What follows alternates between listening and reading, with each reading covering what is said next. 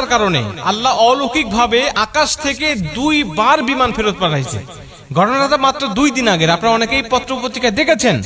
লিবিয়ার একজন মুসলিম যুবক, তিনি এই চলতি বছরে হজ করার জন্য সৌদির উদ্দেশ্যে রওনা হয়েছিলেন।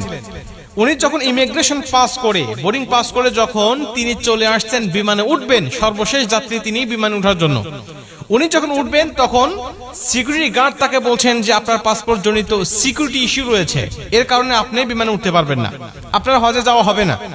উনি বলছেন যে আমাকে যখন বাধা দিল আমার মধ্যে কোনো হতাশা কাজ করতেছিল না, কারণ আমার মধ্যে প্রবল ইচ্ছা আর আগ্রহ ছিল যে আল্লাহ অবশ্যই আমাকে মক্কায় নিয়ে যাবে, আমাকে হজ করার জন্য নিয়ে যাবে। সিকিউরিটি গার্ডের আমাকে সান্ত্বনা দিতে লাগলেন, দেখেন যে আপনার সমস্যার কারণে আপনি যেতে পারবেন না, আল্লাহ বাঁচায় রাখলে আপনি আপনার সামনেবার যাবেন।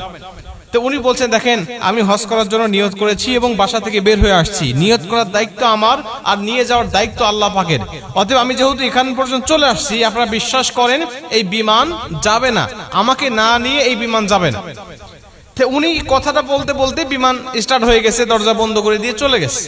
আকাশে যখন উড়ে চলে গেছে হঠাৎ বিমানের মধ্যে সমস্যা, যান্ত্রিক ত্রুটি, তখন বিমান আবার ব্যাক করছে।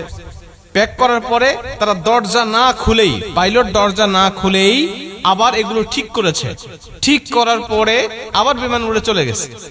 আবার যখন উড়ে চলে গেছে একই সমস্যা, বিমান তো অবাক, আমরা ঠিক করলাম, ভালো বিমান নিয়ে আকাশে উড়লাম, আবার ত্রুটি দেখা দিল, আবার গিয়ে ঠিক করলাম, আবার চলে আসলাম, আবার একই সমস্যা দেখা দিল।